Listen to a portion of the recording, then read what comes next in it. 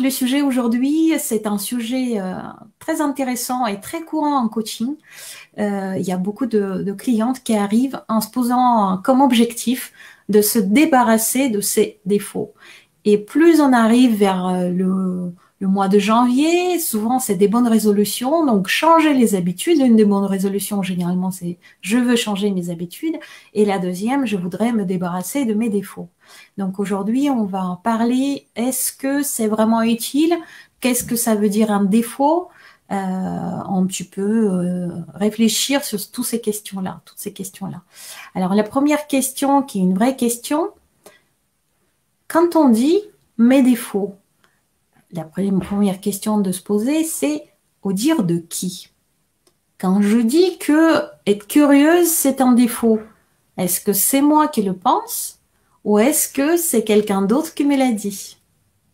Quand je dis que être méticuleuse ou trop perfectionniste, c'est un défaut, est-ce que c'est moi qui le pense ou est-ce que c'est quelqu'un d'autre qui me le dit?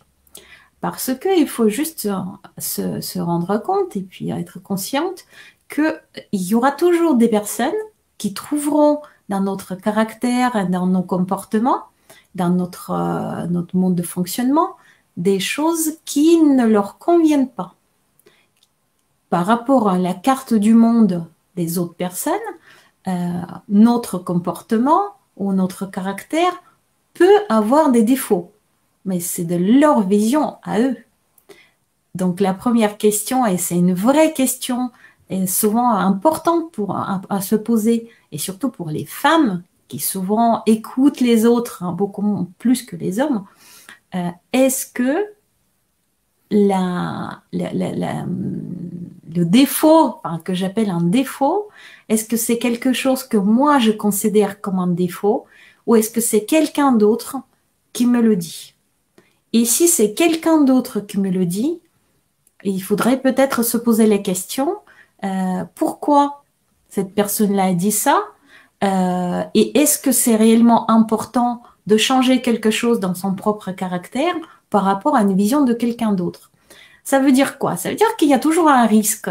Si on change quelque chose dans notre caractère par rapport à une vision de quelqu'un d'autre, par exemple, ça peut être le mari, le frère, le père, même la mère, etc. Si je change mon caractère pour faire plaisir à mon mari, parce qu'il me dit que je suis peut-être par exemple trop speed, imaginons que la situation change et que cette personne-là n'est plus à côté de nous. Est-ce que ça ne sera pas une grosse perte que de changer notre propre caractère? Enfin, voilà, c'est des questionnements à se poser, les questions à se poser. Ensuite, une autre question qui est importante quand on parle de défaut, c'est quelle est la situation probablement concrète dans laquelle ce défaut est un défaut. Exemple, quelqu'un qui est trop speed, effectivement, ça peut être un défaut dans un travail qui demande de la réflexion. Ou dans un travail qui est probablement stressant et où la rapidité rajoute encore du stress. Mais est-ce que ça va être un défaut si c'est un responsable de projet où il a besoin de gérer des équipes, il a besoin de courir partout, par exemple, imaginons un responsable de chantier.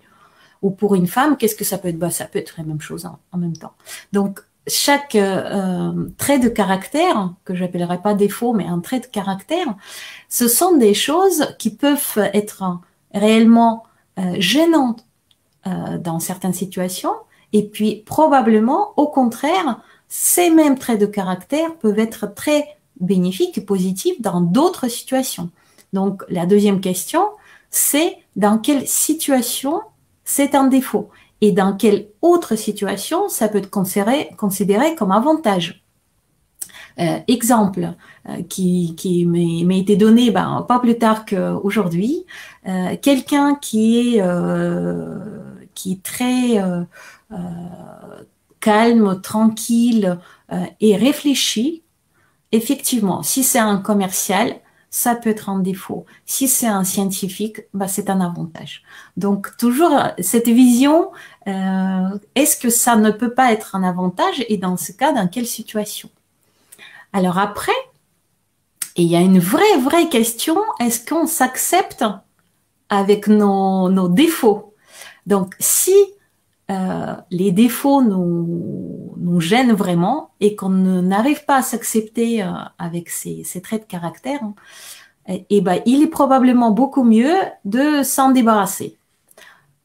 Mais je pense que c'est perdre aussi une partie de soi, parce que qu'est-ce que c'est qu'un défaut? C'est un trait de caractère qu'on a développé depuis notre enfance et qui fait partie de de nous, en fait. Ça fait partie de notre image, ça fait partie de notre soi, en fait, de ce qu'on est. Et quand on essaie de se débarrasser, ou on y pense en tout cas, de certains traits de notre caractère, bah, on se débarrasse, c'est comme si on se débarrassait de parties de nous. Or, des défauts, c'est aussi ce qui nous rend différents. C'est aussi quelque chose qui nous rend uniques. On est tous imparfaits. Il n'y a pas de personne parfaite. Donc, quand on se dit, je voudrais me débarrasser de mes défauts, et là, il y a encore une cliente qui met ça en projet, par exemple, une cliente à moi. Et ben, ça voudrait dire quoi? Ça voudrait dire devenir quelqu'un d'autre, probablement.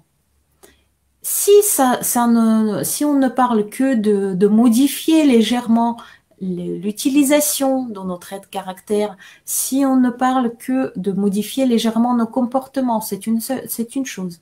Mais si on dit que je veux absolument ne plus être speed, or j'étais speed depuis mon enfance, ne plus réfléchir trop longtemps, or c'est ce qui me correspond, ça voudrait dire changer totalement la façon d'être et la façon de faire des choses. Et de un, ça ne se fait pas en une seule seconde, d'accord? Donc ça demande du travail si c'est vraiment un objectif. Et de deux, est-ce qu'on ne deviendrait pas quelqu'un d'autre en se débarrassant des traits de caractère qui nous gênent de façon peut-être intempestive?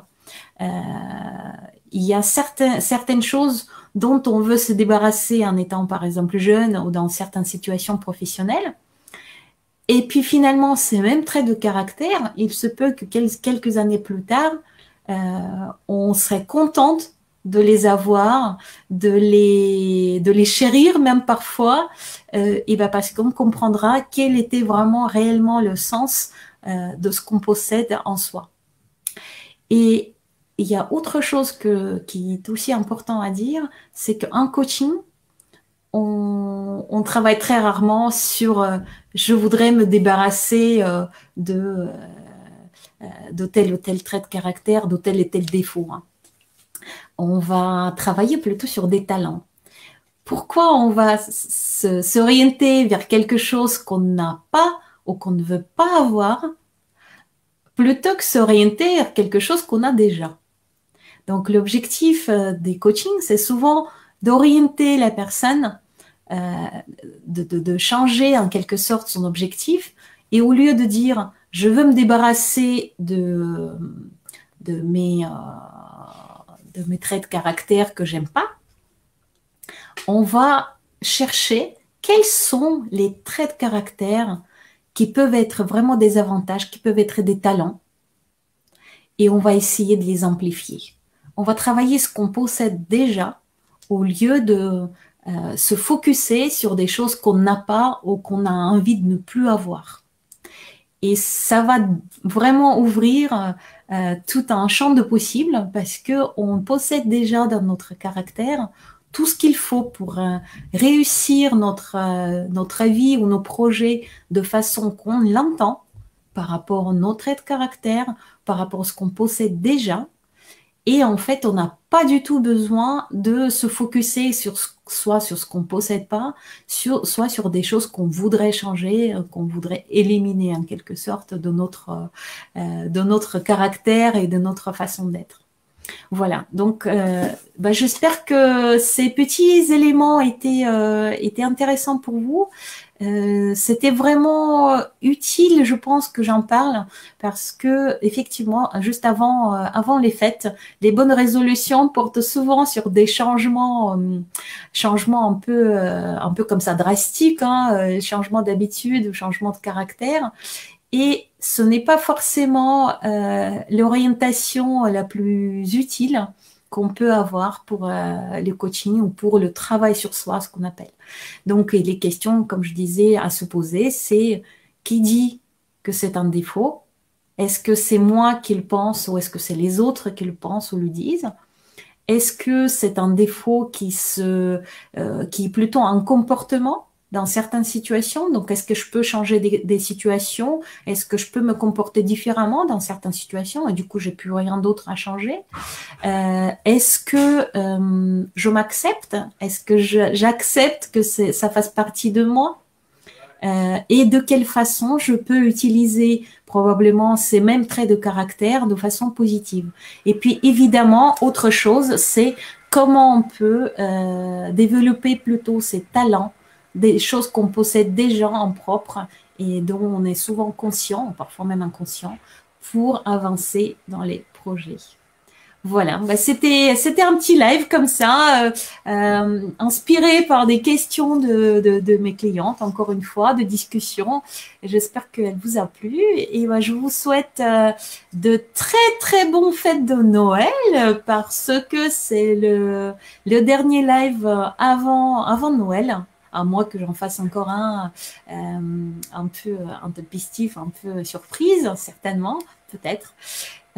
Et donc, je vous souhaite dans tous les cas de figure de très bonnes fêtes de fin d'année, en famille ou pas, avec de bonne nourriture ou pas, avec des bulles ou pas. En tout cas, de très bonnes fêtes, de joie et de la bonne humeur. Allez, n'hésitez pas à me rejoindre tous les dimanches sur Facebook, dans mes lives. Je parle de différentes choses, de tout un tas de choses. Souvent, c'est inspiré par des questionnements de mes clientes ou des personnes que je rencontre, avec qui je discute. Donc, c'est vraiment des questions que vous pouvez vous poser aussi vous-même. Peut-être que vous allez trouver des réponses, ou en tout cas, des bonnes questions à se poser. Allez, c'était Vesselina et j'étais super contente de vous voir encore une fois. À très, très, très bientôt.